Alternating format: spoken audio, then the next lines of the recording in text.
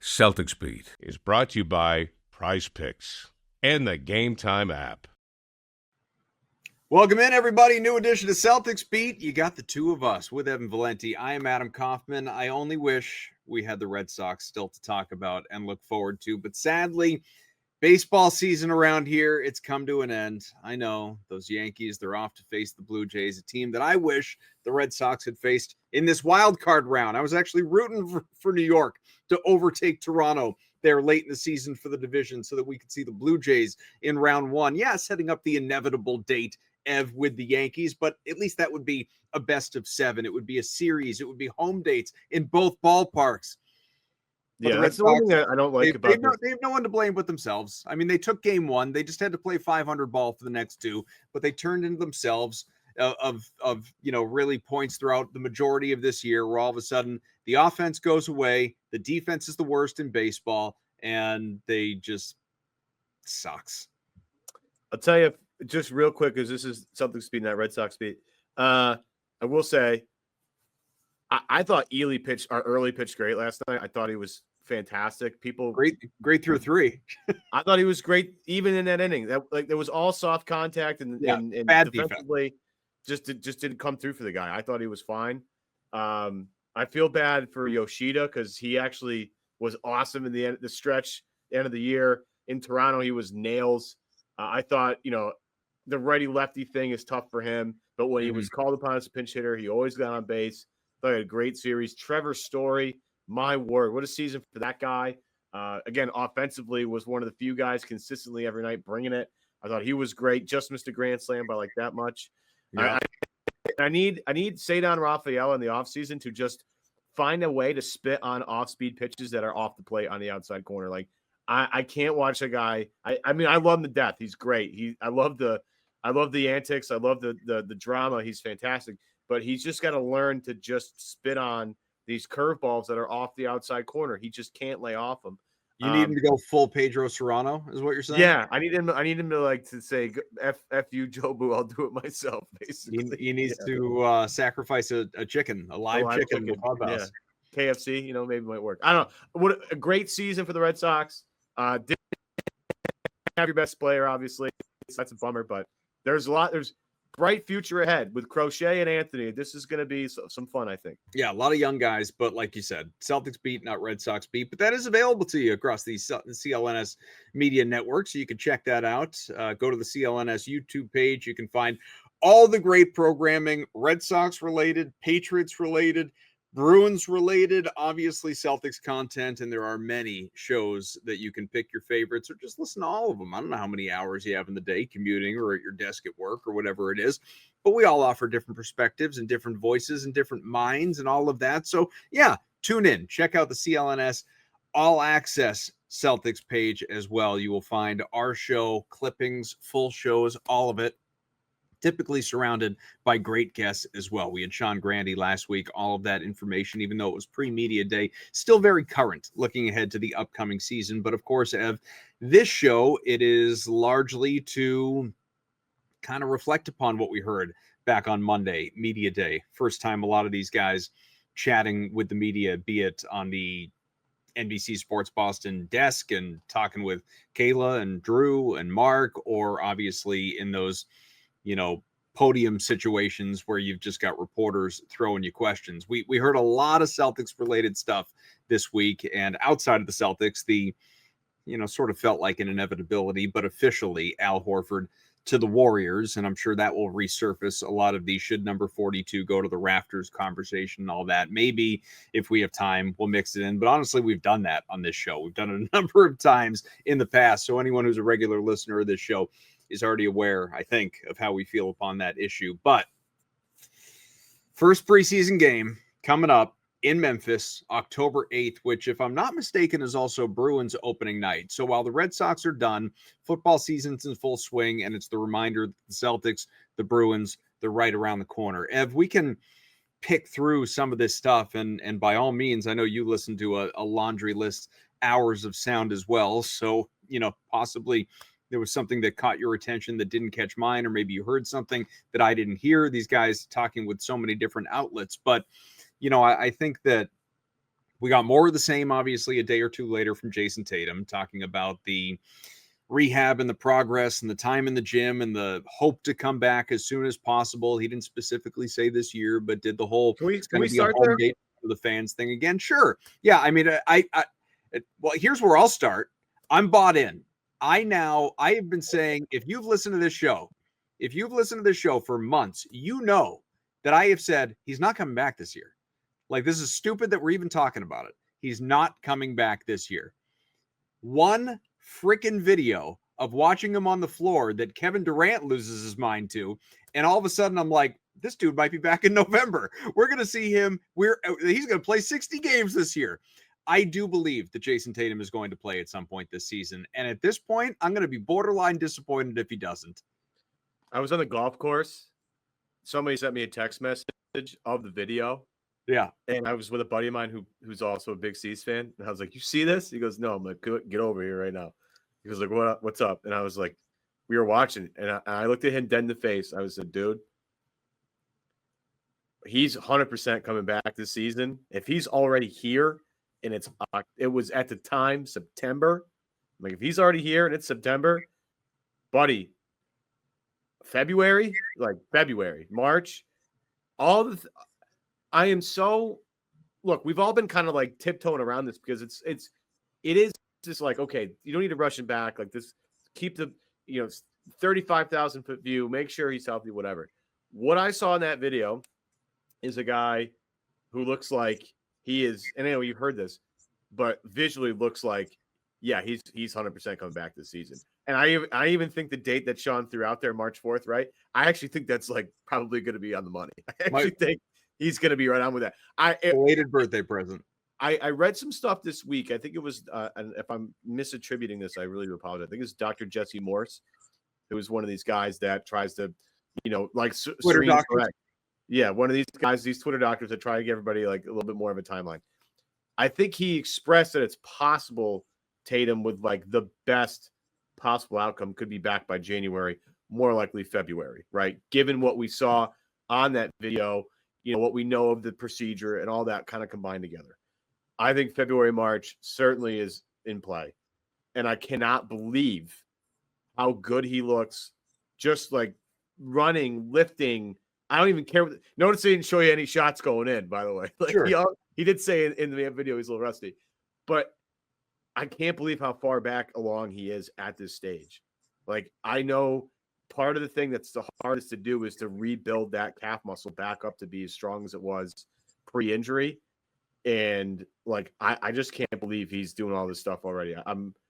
I'm so encouraged. And I've been so like wet blanket. Like you and I both have been like, I don't know. And I've been playoff games are going to be different. Like everything I said, like just throw it out the window.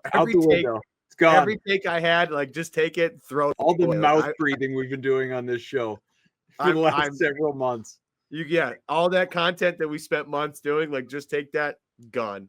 I don't have any medical training, neither do you, but obviously you read what some of these guys, and I don't know if this doctor you referred to was one of these people that made mention of this as well. Maybe he was, but some of these people have talked about how just important it was to have the surgery when he did, meaning having it. Obviously, he was in New York, and of course, one of the specialists for this type of procedure is in New York, so that couldn't have worked out better. So he didn't have to fly anywhere. He could literally just go to the hospital from Madison Square Garden. But to have this surgery inside 24 hours of the injury, evidently, this is what the medical people say, is a really big deal in terms of speeding up the recovery. You get beyond it's longer than 24 hours. All of a sudden you enter this different time frame, this different window of recovery. You do it inside 24 hours and it's holy shit, this guy's about to return. So look, I don't know. I have no idea. And we've had the conversations going back several weeks about Tatum looking to beat science and, be the fastest guy to come back from this type of injury and all of these things. We'll find out all in due time. But to your point, what we know is what we see. And what we saw, even in a kind of a highlight reel, right? Like a sizzle reel of him on the court. It wasn't just this, ongoing video where there were missed shots or trip ups or pauses or what have you. This was designed so that we could see it complete with a message from Tatum to the fans at the end of it and the promotion of his new sneaker and all. Like this was done by design. This was a marketing campaign. But putting that aside, what he was marketing, independent of the shoe that of course he's wearing in the video, is his body and the way that he looked in the reasonably short aftermath, 5 months since this injury last May. And he seemed to be moving pretty freaking great. So, again, totally different running around the gym or going to this function, that function, walking around, no boot, no wheelchair, no crutches, no whatever. Like, obviously, if you just saw him, he looks like a perfectly normal, regular dude moving just fine. You get him in the gym, and that stuff looked pretty good. It looked pretty encouraging. That's all, consistent with what we've been saying on the show. That's all incredibly different than playing an NBA basketball game, than even playing a 5-on-5 workout with teammates, than playing certainly high leverage playoff contests when that roll around, presuming that you're in the camp that believes the Celtics are at minimum going to be in the play-in tournament, if not a top 6 seed. But I don't know how you can listen to the guy during this media tour that he did over the last week and watch that video and truly actually think this guy is not hell-bent on coming back this year. He is. He absolutely is. We can all, and this is a royal we, not me, not Evan, we can all sit here right off the Celtics, say they're not contenders this year. Look at that roster, even if you do have Tatum back, all these things. And I'm not even saying we'd be right or wrong in saying that. But I guarantee that Tatum does not feel that way. Tatum is thinking, get me back out on the floor. You still got me. You got JB. You got White. You got Peyton. You got some of these other pieces. Yeah, we've lost half our rotation from last year. But we're going to have some pieces, and the East is wide open. Why can't we make a run? Why not? That's what's in his head right now. Clearly. And the thing for me is, like, I don't think it's a shock to anybody to listen to the show. Like, I have been presuming the entire season was just going to be whatever. And Jayson Tatum might have a part in it at the end of the season. And, like, even if he does, again, I don't think he should play playoff minutes, like all that stuff. That video changed my entire outlook on the season to now I'm like, you know what? Like, why not, fool around a little bit, and try and see if you can, get into that top 6. Like, because I think the entire, I'm like, yeah, whatever. Like, they don't make the playoffs, whatever. Like, the draft pick will matter. Like, that's fine. I'm now just like, you know what? Screw that. No way. Scratch that. Wipe it all off. Clear it all out. I am way more in the camp of, okay, like let's get this figured out. I think there's going to be a way for this team to make the playoffs. There's going to be a way for this team. Like, imagine if you're like an Orlando Magic team, right? Who's feeling great about themselves for the regular season. They get a top 3 seed or whatever, and they draw the Celtics in the first round. Like, that's going to be tough. Now, I know Boston's not going to have the horses it did the years prior. And Orlando, to their credit, was a ginormous pain in the ass to play in the playoffs last year. You and we're both Paolo Banchero fans. We love the fact that he played so hard. That team, is tough. They're a fun team. And they've only gotten better.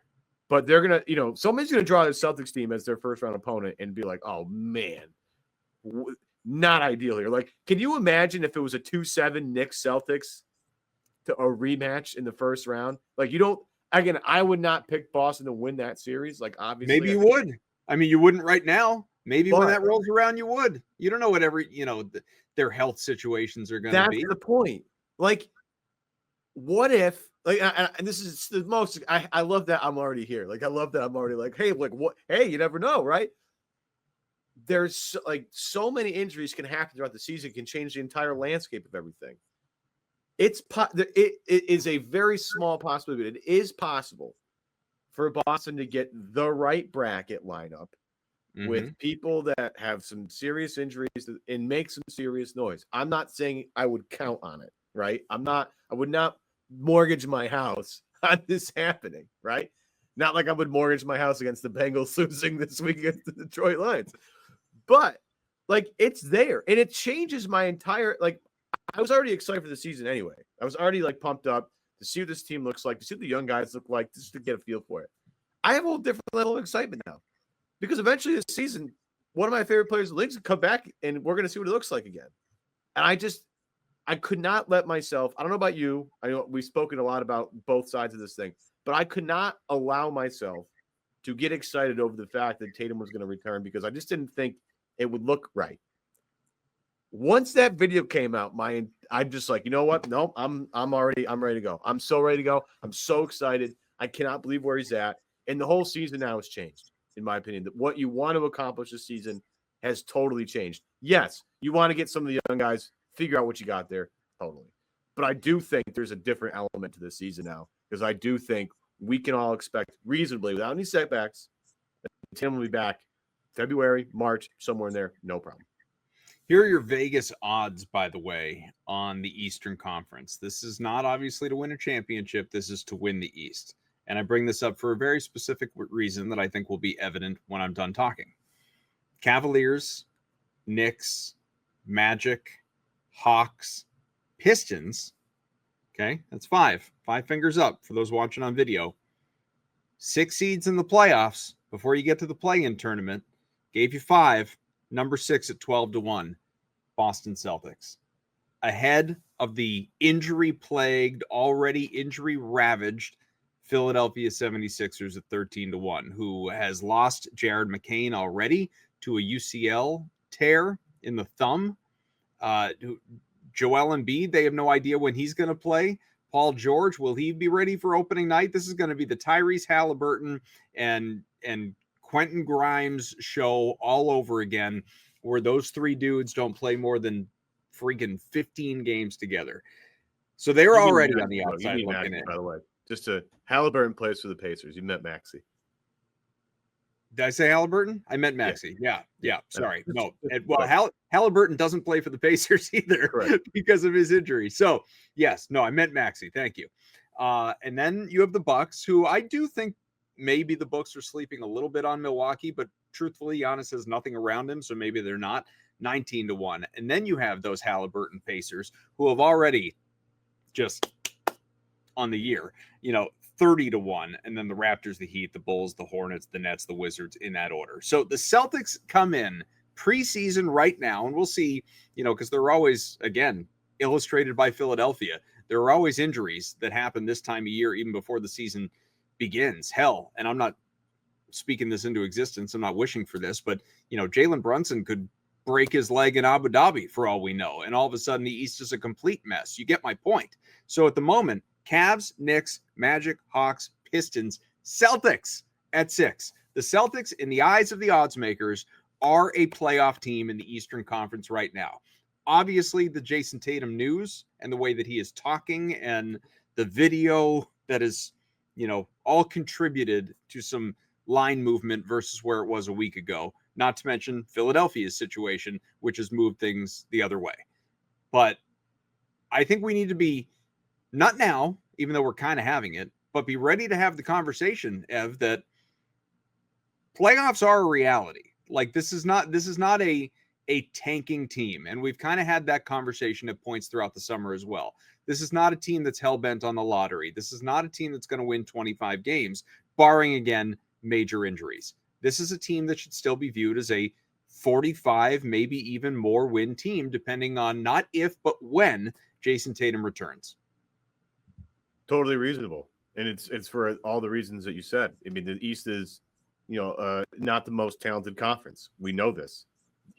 Any injury, any of the top stars like a Donovan Mitchell or a Jalen Brunson or a Giannis or a Paolo Banchero or a Trae Young, like it's going to flip this whole thing upside down. Yep. And Boston's going to have the weird ability to sit there and say, we're going to be hanging around, but we're going to get way better come February, March. And that's not because we're trading for anybody. It's because our best players coming back. So I've been so cautiously optimistic that this particular part, and that's why I'm so giddy and so excited right now, is because I haven't allowed myself to really feel this at all until a week ago. And now it's just like kind of catching up to me in real time. They're going to be, again, this is a conference that, anybody could win. I mean, the Detroit Pistons, who I think have put together a really great roster, again, given a couple rolls of the dice, could end up in the Eastern Conference Finals. We saw what happened years ago when Trae Young made his magical run to the Eastern Conference Finals, right? The one thing we can probably count on is the Philadelphia 76ers are not making the Eastern Conference Finals, but it's a whole different story. But it's like it's just why not us sort of thing. And so it makes all the things that are happening now, like with Media Day, and we're listening to Joe and all the players talk about a few things. It just changes how I take that in. Because now instead of trying to, that's Joe Mazzulla on the phone right now talking to me.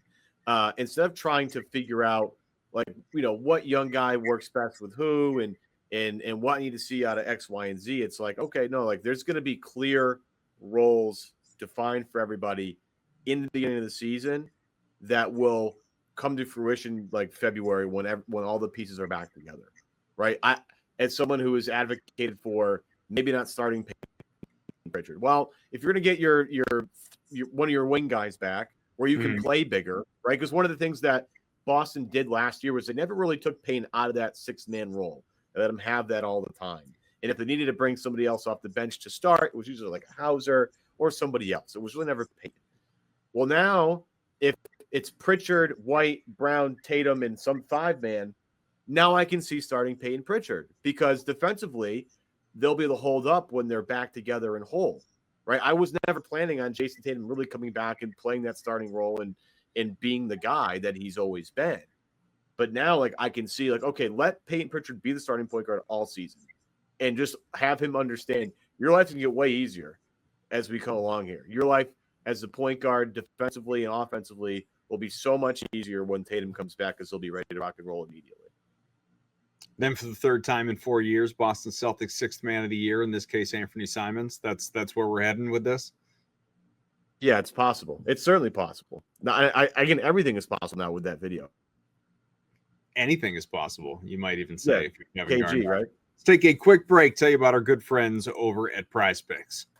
Prizepicks is the best place to get real money sports action. With over 10 million members and billions of dollars in awarded winnings, Prizepicks has made daily fantasy sports accessible to all. You just pick more or less on at least 2 players for a shot to win up to 2,000 times your cash. Again, 2,000x. Run your game all season long on Prizepicks. Coffin, we got another flex play Friday here, buddy. We're ready to go. We're 3 out of 4 in the season hitting the flex play, right? That's 2 out of 3. So we don't lose any money, which is great. We haven't lost too much money. That's awesome. We love that. And with that in mind, we have another flex play Friday. Couple of guys you can throw in your lineup if you want. I'm not having a bad history this year, so let's keep it rolling. So we're going to start with, and we've been doing a lot of more thans. We're going to throw some less thans in here. Jordan Mason, less than 65.5 rushing yards for the Minnesota Vikings. That Vikings offensive line's beat up. You have a great front for the Cleveland Browns. I love it. Jared Goff, less than 30.5 completions. The Lions are playing the Bengals. The Bengals are terrible. They're going to be in a negative game script the entire time. The Lions will be running the football. I don't think they're going to pass a lot. That's where that comes into play. And then I love this angle. I'm a big fan of it. The revenge game, Stephon Diggs against the Bills, Patriots-Bills, Sunday night. We're going to go more than 46.5 receiving yards. And this week, flex play will get me 4.6x or 4.2x, excuse me, if I hit all 3, or 1.4x if I hit 2 out of 3. So I will finally be able to make some money here, even if I only get 2 out of 3. Just get my money back. I got a little extra on top this week, Kaufman. Getting that money couldn't be any easier either. In as little as 15 minutes, you just watch that money roll into your account. Heck, Prizepicks even uses Venmo. Who doesn't use Venmo? There's literally nothing easier than that. So download the app today. Use the code CLNS. You get $50 in lineups right after playing your first for only $5. Again, download the Prizepicks app. Do it right after the show. Heck, do it while you're listening to the show. Use the promo code CLNS. You get $50 in lineups after playing your first $5 lineup. Prizepicks, run your game. All right, back here with Ev. So we were talking a lot about Tatum and expectations for this team and all that good stuff. There were a lot of guys, like you said, that spoke at Media Day, everybody for that matter, and talking about the changes. And I think there were just some different things. You talked about Payton Pritchard, and, you know, he acknowledged, and I think this is genuine, he doesn't really know what his role is going to be, whether he is starting, whether he's coming off the bench, nor do I think he really cares. I think Joe Mazzulla probably has made up that decision, or has at least an inkling of what direction he's going to go in. And I do believe that Pritchard, honestly, is just kind of waiting to hear, like the rest of us. Personally, I don't care who starts, whether it's Pritchard or whether it's Simons or however this shakes out, because I know that, we've watched this guy coach long enough to know that these guys, they're still going to have their roles. Like Pritchard, if he doesn't start, it looks like, or at least most people believe he's going to, at least out of the gate. But let's just say, for the sake of argument, that he doesn't. Even if he's checking in at the 6-minute mark, he's still going to play his normal minutes. He's still going to get his normal workload, volume, shots, all this stuff. And so, again, whether he's with the starting unit, whether he's leading the second unit, I don't care. Simons, the big thing with him that this I feel like was one of the more kind of revealing sound bites, and not necessarily in a positive way, to come out of media day as the Celtics players spoke, was that he's chatted with the coaching staff about defense and acknowledged, and they all kind of agreed, like, I haven't been trying. Like, I just need to try. It really is what it is. And I don't want to totally pick on him, because, and I've said this elsewhere, who knows? Maybe in Portland, they weren't even asking him to play defense. Maybe they just said, focus on the other end of the floor. Don't expend your energy defensively. We need you to pump out a bunch of high quality shots and be our scorer and be our leader on that side. We don't even want you. We'll cover you up defensively. We don't want you to worry about that side. So maybe that's the case. But if he wants real minutes here and he wants to rebuild his value, which we've had a lot of conversations around whether or not he truly has any, because, again, I do think the Celtics have tried to trade him since he got here, and so far they haven't found a taker. And we've had these conversations around what's his contract look like at the end of the year, be it with Boston re-signing or elsewhere if he's traded or just leaves to go somewhere else. What does that deal wind up looking like? This is a great opportunity for Simons to come in here, do what's asked of him, play his role, the whole Brad Stevens, be a star within your role, and impact winning, as they like to say around here. Put in a good defensive effort, stay on the floor, get your shots, get your points, and maybe he does average in the vicinity of 20 points per game. If he's playing with the second unit and they're replacing roughly 75, 80 points per game from this lineup that have left, and that's including Tatum, obviously, with, his at least temporary departure. I know he's going to be back in about 3 weeks, but for right now, he's unavailable. So I don't know, Ev. I mean, I was momentarily kind of alarmed by him saying, like, yeah, I need to try. I haven't been, whatever the exact quote was, but him basically saying that it's defense, no crap, is about effort, and he hasn't been putting in any on that side of the floor.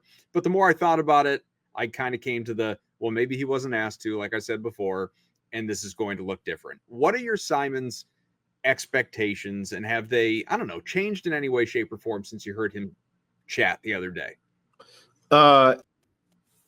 I always find it funny because I feel like guys that are bad at defense always, I don't try hard. And I always feel like that's kind of a cop-out. It's like, I think you might just be bad at defense. There aren't many guys who, I'll put it this way, who say, I just got to try harder, and then they all of a sudden become good defenders. Like, I'm not holding out because he's going to try harder that he's going to be better at it. I think it's possible they can put him in better situations than Portland has. I don't believe, and this is just a personal belief, I don't think Chauncey Billups, guy who was a great defender, one of the best point guard defenders of his generation, on one of the best defensive teams of all time, doesn't care about defense. I'm just not buying that. So I guess, like you, I was disappointed in the comment. I'm just going to try harder. Okay. The only thing I'll see is he was on so many teams that didn't do well that it's hard to really care about defense when you know you're going to lose. And if that's the case, then maybe I can buy this. But that being said, I am looking forward to seeing him on the court. I'm looking forward to seeing him with other guys that will defend. Like if he's playing with Derek White, Jaylen Brown, et cetera, Peyton Pritchard, who again, that guy gives effort. Like the one thing you'll know is you'll be able to see it. Like Peyton Pritchard might not be the best defensive player on the floor, but he does freaking guard his ass off, right? We will be able to know very quickly if it just was an effort thing, which I think actually reflects poorly on your character a little bit. It's like, really, you need to go to a different place to try hard on defense. You don't just do that automatically. Okay, I don't love that. So we'll know if it's an effort thing or if, like, no, he just really isn't that coordinated on that side of the floor. I do understand that there is effort involved with defending. I'm not saying there isn't, but there's also instincts too. I mean, the one thing that's been beautiful about being a Celtics fan for the past cajillion years is guard defense has been something they've sort of either fallen into or prioritized. And it's sometimes a little bit of both. Like the Marcus Smart era. I mean, for crying out loud, there was such a big media and fan push to get Marcus Smart the Defensive Player of the Year award that he actually won it for the first time as a guard since Gary Payton. Like, that's amazing. Having Drew Holiday, Derek White, Marcus Smart around for the past decade has given us all great examples of what real defense looks like, real hustle looks like, but also defensive intuition. Like, the one thing Drew Holiday is one of the smartest defensive players anybody has ever seen. From a cerebral standpoint, that guy understands fundamentally how his gravity can change defensively what other teams do. Marcus Smart was a menace. Derek White's the best shot blocking guard we've seen since like Dwayne Wade. Like, we've seen it. And we'll know very quickly with Simons because we've had so many other glowing examples of this. If he actually does have a little bit of this in him, or like it's not an effort thing, guy, you're just not good at it. You're just not any good, you know? So we'll see. The offensive stuff obviously gets me jacked up. That's really exciting. I just don't defensively. Again, I'm more of a see it when it happens. I'm not buying it. I'm just not buying it right now. Which would you rather hear a guy say, though? Because either one, I guess, could be viewed as an indictment. Yeah, I just haven't been trying. I need to be better.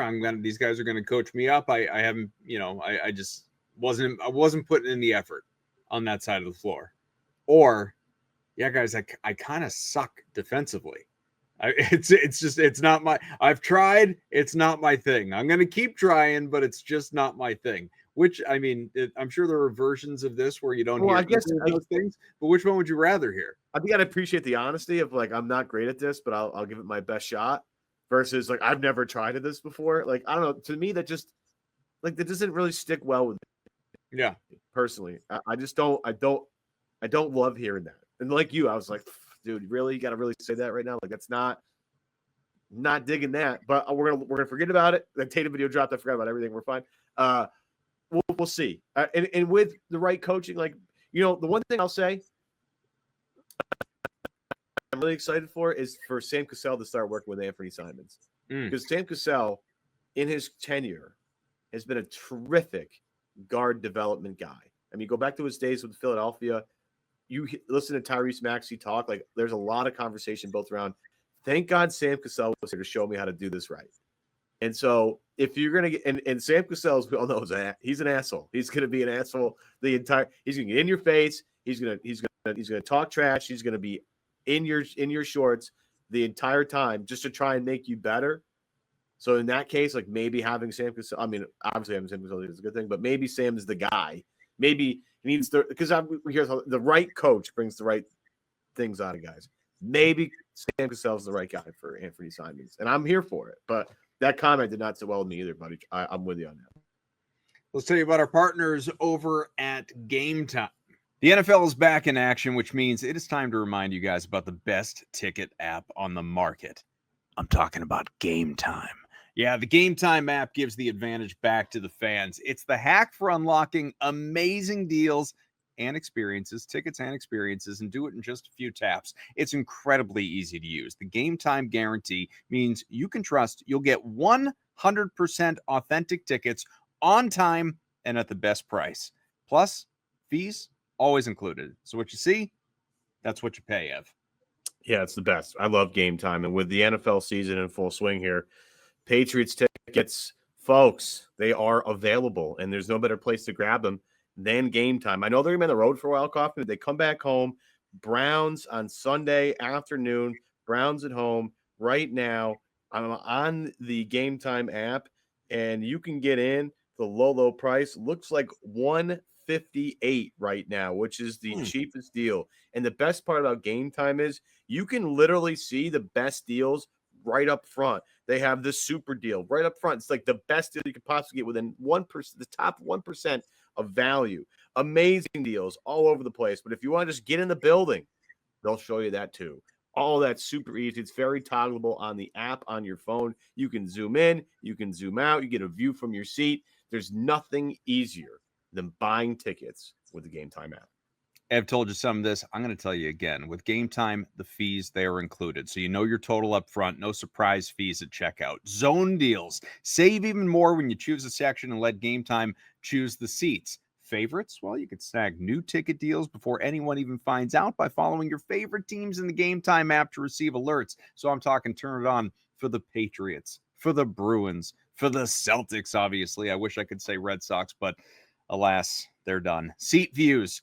Get a panoramic view from your seat in the app before you even buy, so you know exactly where you're going to be sitting. And the lowest price guarantee or Gametime will credit you 110% of that difference. Take the guesswork out of buying NFL tickets. Do it with Gametime. Download the Gametime app, create an account, use the code CLNS, get $20 off your first purchase. Terms do apply. Again, create an account after downloading the Gametime app. Redeem the code. It is CLNS for $20 off. Swipe, tap, ticket.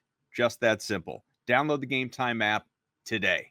Thanks again to our friends at Gametime. So, Ev, I'm glad you brought up Sam Cassell because this was on my mental list of things to talk about, and I might have forgotten if not for you triggering it by saying his name. Now, he has been around the NBA, obviously, for ballpark 30 years, dating back to his time as a player, longtime assistant coach, and all of that.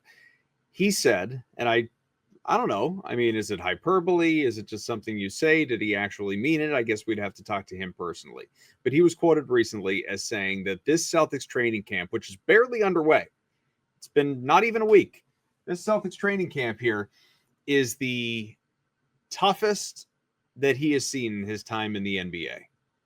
Now, we know that Joe Mazzulla certainly works guys, and I'm sure there is in Joe's head an element of, chip on the shoulder. People expect us to fail, move the F over and watch this.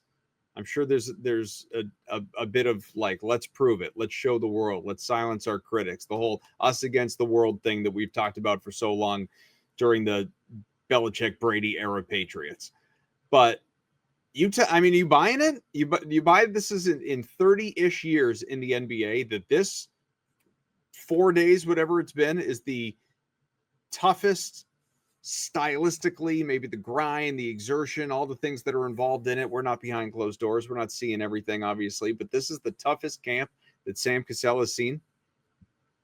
I'm calling BS on this. I think we can all kind of see through this. It's like, yeah, I'm in the best shape of my life. Like, yeah, okay, sure. I hope so. But at the same time, like, I'm just not buying it. I'm not trying to be derogatory in that. I'm trying to actually just be like, I think Sam Cassell was on some pretty unbelievable teams. So yeah. I don't want to, I think he's being nice about it. I think he's trying to, pump up the rest of the team and spin this the right way. But I just think that there have been past training camps that Sam Cassell's been a part of that have been a little bit tougher. And that's just, again, without knowing anything, not being there, there are, I mean, you go to camp with KG. I just don't. I mean, that guy's a psychopath, and I'm not saying that there isn't anybody that could maybe conjure that, but I haven't seen it. Like, I love Jaylen. That's not who Jaylen is. Jaylen's not he's not pounding his head against the stanchion before every single game. Mm-hmm. He's not. That's just the intensity that KG brought. And I'm not trying to downplay this training camp and trying to downplay what these guys are doing, because obviously they're doing some stuff and trying to get ready to go. And I'm sure they are motivated. I'm sure they're ready. I'm sure they're pissed off. I'm sure everybody in this team's pissed off. They've only been told that they wasted an opportunity and that they blew it against the net. They've been hearing all this stuff for 5 months. And I'm sure that definitely takes a toll on you and it weighs on you. And if you care about your profession, being told you suck for 150 straight days, take a mental toll on you. So I'm sure they're practicing hard. But I don't know if it's the toughest training camp anybody's ever seen. I mean, we won't know that. How would you possibly know that? And we're not there now. We weren't there then. We weren't there. We weren't there in the early 90s and mid 90s and early aughts trying to look at what training camp looks like. Basketball certainly was different back then. I don't know. I'm not buying it. I'm not at the lip service. And if you're buying it, good for you. I just think you're a sucker. That's all. Yeah, I mean, look, they've got a 4-game preseason that begins in 5 days as we sit here right now. And that's at Memphis, at Toronto, home against Cleveland and Toronto. And then you get to the regular season roughly a week later. In fact, a week to the day after that 4th game. Wednesday, October 22nd against those injury-riddled 76ers at the Garden. And then you got a 2-3-game trip. New York, Detroit, New Orleans. Just nice to be talking about real games, by the way. I think I won't even, whether as a disservice or a service to them, you decide. I'm not even going to include preseason in this. They're going to look however they're going to look in preseason. When the regular season starts, if they come out of the gate roaring, right? And I don't even mean 4-0. I just mean stylistically and the way they're playing and their energy and the stamina. And like Jaylen Brown, doing an interview recently talking about how he would really like to see this team play at a faster pace. The Boston Celtics in recent years are not known for their pace. They have played kind of a more of a slow down offense. And he has said that he has coveted wanting to play at a faster pace, like some of these teams that have gone on these nice deep playoff runs. If this team, with its personnel as it exists, comes out of the chute playing fast, playing hard, playing, just looking different. And again, that doesn't always translate to wins immediately, but just again, you'll know it when you see it, if you know what I'm talking about, and I think you do. If you know it when you see it and it's happening, maybe at that point we look back and say, that Sam Cassell wasn't blowing smoke, right? Like he was onto something, because I do think, when we'd have to dig deeper with Cassell, like we'd have to talk to Cassell about this, but I think generally speaking, when a coach says this is the, toughest camp I've ever witnessed, that's physically, that's not mental, it's not emotional, it's not psychological. I don't think it's physical. It's running the hills at Patriots camp, as we like to reference around here. It's making sure that you are physically prepared for the grind of the year, more so than maybe some of those other teams out there who had a lighter camp or just wasn't as well conditioned. If the Celtics are that, then okay, let's go. Show us something. Yeah, that's kind of the big thing, the big takeaway. I think that everybody's kind of mentioned how they want to play faster, whether it's Brown or White or Walsh, who apparently maybe speaking too much to people, and Joe's had to kind of walk some of that back.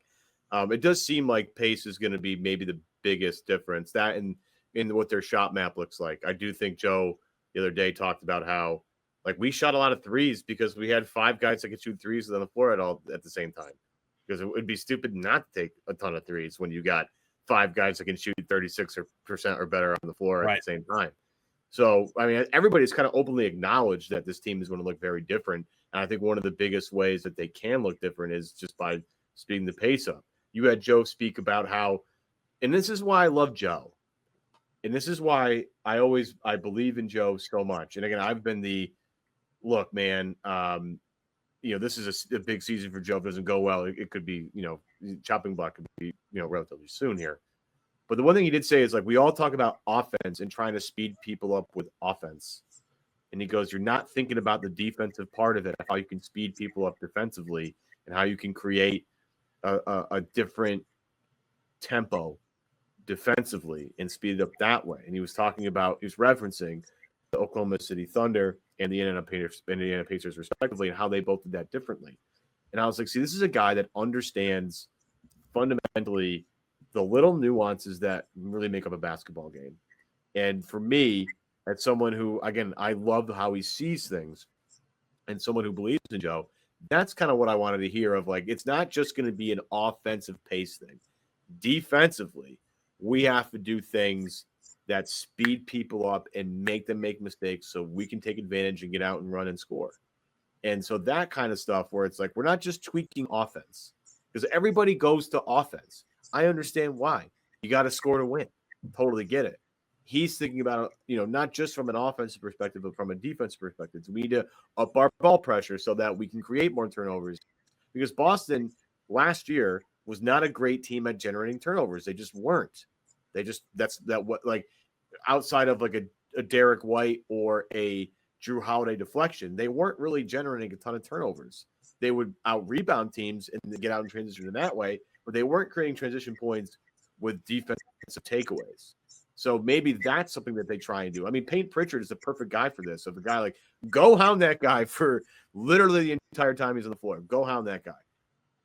I'm sure Derek White is capable of something similar. We've seen Jaylen Brown do that against bigger guys like a Luka. I'll throw the Luka Doncic out there as an example. Like, just go as soon as Luka gets the ball, like past the free throw line on that side of the floor, like go guard him. Or as soon as you cross that pool, go guard him. Get in his shorts. Like that's the kind of stuff. Maybe Josh Minot helps with that. Maybe we'll see with Hugo Gonzalez whether he can stick. We'll see with Baylor Shireman if he can do something like that. Jordan Walsh is someone I'm expecting a lot out of here this year because defensively, I believe he can make an impact, and he's athletic enough that on fast breaks he should be able to get some easy free points. So when you talk about speeding the game up, listen to Joe this week. Talk about this in media day and days after. That's the stuff where I'm like, this is why I love Joe Mazzulla, because he's not just thinking about one end of the floor and how it'll translate on one end. He's thinking about both ends and how to connect both of them together. That's awesome. So there was all of that this week. There was Jaylen Brown talking about leadership and obviously what this looks like without Tatum. There was, White on his role. Brad spoke about the losses in the offseason, most notably of Al and Cornette and letting them go after making offers to them and all of these things. Was there anything we haven't hit on or I haven't brought up that, you took away from either media day or some of the conversations that have happened since? There's been some substitution pattern stuff that's come up that I find very interesting, how they're going to try and be a little bit different. Walsh talked about maybe like wholesale line changes possibly as something like that they might be tinkering with. Like, again, and then Joe said that's not happening. Yeah, and then Walsh said it again, like today. So today is Friday. So he was like, I might have oversaid this, but we've kind of been talking about it, kind of been doing it. I wonder if Jordan knows not to talk about this stuff because he's just kind of young and it's his first time kind of like being in the spotlight a little bit. That stuff intrigues me. Like, I would say a good third of our content this offseason has been like, what are they going to do differently? And that's a little different and something that I can get behind. They're trying to tweak your substitution patterns to be a little bit different. Like, again, with not having Jayson Tatum for a while, there are going to be moments where you don't have a Jay on the floor. And how in past we thought that was so sacrilege to not have a Jayson or a Jaylen on the floor. To this year, they're going to have to do it. It's not possible to not do it. So the substitution patterns have caught my eye. How they mix guys in. The Luka Garzas, the Josh Minots. We've heard from Xavier Tillman Sr. how he's lost some weight. Looks like his knees a little better shape. Like, could he contribute something? Like, I'm not holding my breath on that, but could he be a part of this big man rotation that we all agree is probably the worst in the league? Could he make them not the worst in the league? There's still a lot of things to iron out, and we'll have way more clarity on that when they play a game. Like, another thing that I like, Kaufman, I don't know if you saw this, Taylor Jenkins is hanging around. I would love for Taylor Jenkins to hang around. I loved having Van Gundy around. I thought that was great. They've been a nice, like, safe haven for older coaches who have been fired. Like, you go back to Pacers coach, ended up with the Lakers for a minute, defensive guy. Balding. Give me a minute. I can't think of his moment. Frank Vogel. Thank you. He was hanging around for a while, like just to be a part of something and hang out for a while. I love when if Mike Malone came by, I'd be thrilled if Mike Malone came by just to have a chat with Joe Mazzulla and Brad Stevens. I think that's great stuff. I just, having another brain around. I do think that Van Gundy stuff was pivotal to them winning. You might not have seen it, but I do think he was around to kind of help educate and guide Joe in a couple different ways. I think it's great that they have guys like that. Anything stick out to you that I've missed here? No, I don't think so. Again, really just sort of those bigger picture things that we've brought up. I do want to, I know we're about out of time, but we don't want to go forever. I guess nobody's sitting here with a stopwatch, but I do want to hit on the Al Horford thing. And, we've been talking about him for a while. We have known for a while pretty concretely that just economically it wasn't going to work out for him to be back in Boston. And so a lot of the conversation for a little while was, okay, will he return to the Celtics while that was still on the table? Will he retire or will he go somewhere else? And where is the somewhere else? And as free agency opened on July 1st, you start seeing teams knocked off that list one by one by one in terms of who guys, or which teams went out and got guys to fill a similar role at maybe similar dollars. And so after a while, it became increasingly clear, Ev, that this was between retirement and Golden State. And, the Kuminga domino, turns out he's going to be back there after the contractual sort of stalemate they were dealing with. And now Al is going there, multi-year deal, and, approaching 20 years in the league. And, I think we could do a whole song and dance about appreciating Al Horford and his time here. And, I just don't, it's not that he's not worthy of it. I just don't think we need to do it because we've done it plenty of times. But the fact of the matter is he is moving on. Are you not surprised that he's not coming back to Boston, but are you surprised that he is a Warrior now versus retiring? Are you surprised that retirement, as he said, never even entered his mind, that he was so full go on playing? Are you disappointed that he is in Golden State simply because it feels like he's going from one situation where he's probably not going to win to another situation where he's almost definitely not going to win, but he's still hanging around and gets the opportunity to start and continue to have a role? Not mad at Al. No way. This time is way different than when he left for Philly, obviously. Just trying to latch onto something for one final ride here. He's been a tremendous Celtic. He's been a great mentor to the Jays for sure. And other guys on the team. He's been a consummate professional the entire time that he was in Boston. Very clear that he openly made a mistake, and I think he maybe admitted to it in the press conference with Philly that if he had known that the Kyrie thing was going to go the way it did, he might not have left the first time. I love the guy. I was thrilled that Boston got a championship for him. I think people that are holding grudges against him leaving, I think, are just being a little ridiculous. It's like, dude, understand, he's definitely not going to win here. Could he win with Steph? It's possible. Are they? Probably not, but give it a shot. I think they have a better shot than Boston does right now. But I'm not mad at it. I'm going to look at those odds while you're talking because I'm not so sure I believe that. And if they do, the odds might say one thing, but my heart says another thing. If they do, it is marginal. I'll look in the West. So again, the West is a beast. Boston is 12-1 in the East. Just for what's perspective's sake. Golden State in the West is 17-1. 17-1. That's too much. 17-1 after Oklahoma City, Denver, LA Lakers, Minnesota, Houston, LA Clippers. So 1, 2, 3, 4, 5. So Golden State is a play-in tournament team in the odds, in the eyes of the odds makers. And if you want to, because I think this would be fair, compare apples to apples versus conference to conference and just look at championship odds, not that conferences don't come into play in that conversation, then you have, in order, Thunder, Cavs, Nuggets, Knicks, Lakers, Wolves, Rockets, Magic, Clippers, Warriors, Hawks, Celtics. So Warriors 27-1, Celtics 33-1. Feels about right. I mean, I just think they're better, and I think having Steph is the ultimate, just like ace in the hole. I mean, look, I'll never doubt Steph until you eliminate him. Just the stuff that he did against Boston a couple of years ago in the finals. I know it was a couple of years ago. I still believe that guy's still in there somewhere. Jimmy Butler maybe hanging around could be beneficial for them, having Draymond. They got Gary Payton the second back, having Al Horford there. I think it's possible. It's going to be much harder in a Western Conference that's way deeper, but I don't think anybody besides Oklahoma City or Denver come out of that conference. But if you get a couple injuries, is it possible? Yeah. Absolutely. So I'm not saying it's not. But I think people that are holding a grudge against Al Horford, I think, are just being a little ridiculous. The guy's clearly at the end of his time here.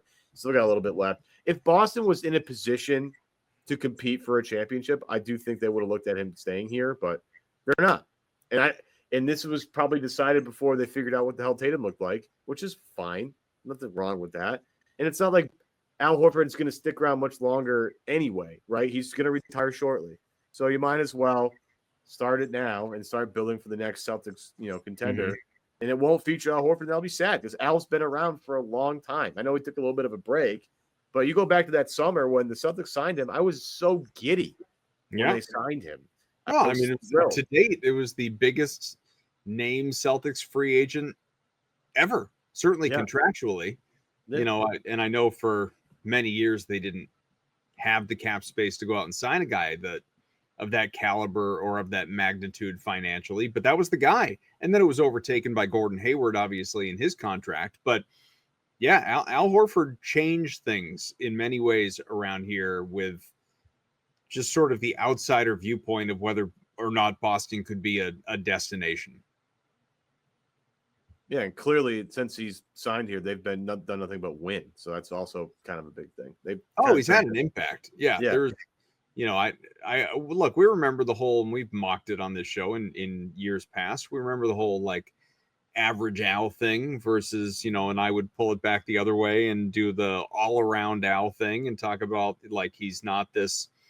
Al Horford was never a guy that was going to come in here and average 20 and 10 because he wasn't that guy in Atlanta. Like that's not where that wasn't prime Al Horford. It certainly wasn't going to be post prime Al Horford, but he is somebody that, again, to use the phrase, impacts winning. He is a leader. He has a locker room presence. He is certainly a guy out there on the floor. He transformed his game, you know, as not just as a Celtic, but as this era of basketball has obviously invited the volume of the 3-point shot for bigs and stretch 4s and 5s and all of that stuff. He wasn't a 3-point shooter of any regularity or threat during his time with Atlanta and became that guy with Boston. I mean, just to, you know, let people know for anyone that doesn't remember, and I'm sure anyone who's listening to this show does, but for the sake of mentioning it, to pull up the raw numbers on Al Horford's 3-point shooting. Just pulling it up on Basketball Reference here. So during his time with Atlanta, here were the attempts from 3 per year or by year. 5, 1, 1. These are seasons that he played like 80 games. 4, 1, 6, 11, 36. And then in his final year with Atlanta, this is when it started to change, 256, when he shot 34% from 3. He was an all-star. He obviously got that contract, Defensive Player of the Year vote. I mean, he was 13th, but he got votes. Then he goes to the Celtics, where as recently as last year at 38 years old, this dude shot 314 3-pointers. 325 a couple years ago when he shot 45% from 3-ev. And in his career has a 37-38% average. So again, I just, look, Al Horford is a Hall of Famer. He is a pro basketball Hall of Famer. Anyone that hears this and disagrees, you're just wrong. I mean, I could make the case, but I'd rather just tell you you're wrong and wait and see. And you will be proven wrong in however many years it takes until that, you know, comes calling, because obviously he's still playing. This guy has won multiple championships in college. He's won a championship in the NBA. He's a defensive all-team, you know, all defensive team player back as a Celtic, by the way, in 2017-18. He was all rookie team way back when. He's all NBA team in 2010-2011 with Atlanta, 5-time All-Star. Again, Hall of Famer, because it is the Pro Basketball Hall of Fame, not the NBA Hall of Fame. Or it's the Basketball Hall of Fame, not even the Pro Basketball, because, again, it incorporates college. It is the Basketball Hall of Fame. College counts, international counts, all that stuff. We had the conversation on the show about how Dino Raja is in the Hall of Fame, about how Dennis Schroeder could be a Hall of Famer. I promise you, Al Horford is a Hall of Famer. It's going to happen. Yeah, there's number 42. Does number 42 belong in the rafters, though? We've had this conversation. What's that? We've had this conversation. It's got heated. I know. So for anybody new, let's not have like we've had it in depth. Let's not do that again. But just a quick 30-second, 60-second opinion on it.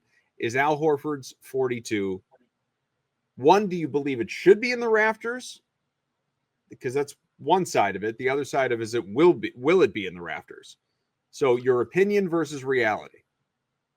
I think there are guys that are up there that have similar profiles. histories, profiles to Al Horford that are up there. So I think he'll end up there. I do think that Boston has had this moment of like, there's just too many numbers up there now. They might have to be a little more like stingy with it. So, but I do want to point out, like, he did make a ginormous impact in this team. Like, I can't wait to watch what happens now after he's gone. And again, this is now that he's going to be probably gone forever here. What the legacy of Al Horford is like, because there's the KG thing of like, KG obviously went up for several reasons, but one of the reasons why KG went up there is because he literally changed the entire culture of the Celtics. You know, when he came to Boston, that had clearly stayed there even after he left. So the KG stuff, like even still today, like the screams of KG still echo through the hallways of TD Garden. I want to know what the legacy of Al Horford is. You know, is he a guy that once he retires, is he around a little bit? Does he come around? Does he mentor some people even though he's not involved anymore? Like, how much is he still going to be hanging around? Because, like, a lot of teams can claim Al Horford, but I think Boston probably has the best claim to Al, even though he spent a lot of time in Atlanta. I think his most impactful years are with the Boston Celtics. So I think, you know, if he's going to have, like, the bust go up, what jersey does he wear, you know, all that stuff, I think he belongs in the Celtic jersey because of the biggest impact. But it'll be about after he's gone too. What does that look like? You know, does the impact that Al Horford had when he was here linger on? And I think it's easy to make the connection because Jayson Tatum freaking loves Al Horford. And he talks about it all the time, about how much Al meant to him as a mentor when he was a rookie in the league and how much Al helped him understand what he needed to do at 20, 19, 21 years old to make sure he can play until he's 37, 38, 39. You know what I mean? No, I think it makes sense. I was just looking at see this quote from Al Horford, by the way, on his first day at training camp with the Warriors. Steve Kerr shouted at me saying to pass it to Curry. I didn't know which Curry, so I passed it to Seth Curry, and he missed the three. Well, he did pass it to Curry. He passed it to Curry. Get ready to impact winning there as well, sir. Yeah, look, Al Horford's 42. I don't know. I mean, I wouldn't put it up there personally. Whether or not it goes up there, I don't. I could see Wick wanting it up there. I don't know if his voice is going to be heard on that matter under the Chisholm ownership now. But to your point, I just think you could look at some comps that are up there and say that Al Horford belongs, and that would be fine. I'm not one of those like, we're running out of numbers. How do you put another? I don't care enough. I just don't care enough. I think there are some that are no-brainers, like Pierce was going up there. I thought Garnett's did belong up there. I did not think Ray Allen's belongs up there. And I don't think that door is closed yet, by the way. I think that's possible. I think Marcus Smart is possible one day. I think Rajon Rondo is possible one day. Tatum and Brown absolutely should be up there. And like, I don't really have much doubt that they will lock that in. Yeah. You know, Tatum especially, but Brown, I think is pretty secure as well. Seven's going up. Promise you that. And then on top of that, like Danny Ainge is going to be honored up there one day. Now, whether that's a 44, whether it's the name Ainge, like Losky, that sort of thing, you know, because obviously a lot of what he contributed was in a, you know, a builder role, a GM role versus what he did on the floor, even though that, you know, led to championships as well. So he's going to be up there. Like, I mean, how many did we just name? That's a handful of dudes, a handful of numbers / names that are going to someday find their way up into the rafters, you know, so it's, you're not going to run out of numbers that like no time soon. You may start to get some weird ones out on the floor, but you're not going to run out of any. I mean, what number is, you know, because I was surfing Twitter a second ago. I was trying to remember what, if Ugo Gonzalez had a weird number. It's 28. That's not that weird. I didn't know if he was like 72 or some crazy number. But yeah, man, I don't know. Nothing, I guess, really surprises me, but we'll see. Yeah, I mean, look, we could have this conversation a million times between now and when it actually happened. So, but I should it go up? I could have that conversation. Will it go up? I think considering what was happened, I think it's likely, but you know, we'll see. Well, He will be honored one day in one form or another. There's no doubt about it. And forever celebrated a Boston Celtic. But I think that's pretty good for time here. Media Day reflections. And again, preseason games are right around the corner, less than a week away. Looking forward to be able to react to that because that's just a little bit different than Summer League, isn't it? So for Evan Valenti, I am Adam Kaufman for our good partners over at both Prizepicks and Gametime. And we remind you, check out the CLNS YouTube page, specifically the Celtics All Access page for great Celtics content across the board, including, we hope you believe, this show, Celtics Beat. Rate, review, subscribe if you like the audio, wherever you find the audio. And as far as the video, yes, we do read what's in the comments section. Whether you want to call me long-winded and say I talk too much, or you want to comment on the way that Ev looks, or any of these things, we're here for it. We appreciate you. Thanks for hanging out. Ev, let's do it again next week, huh?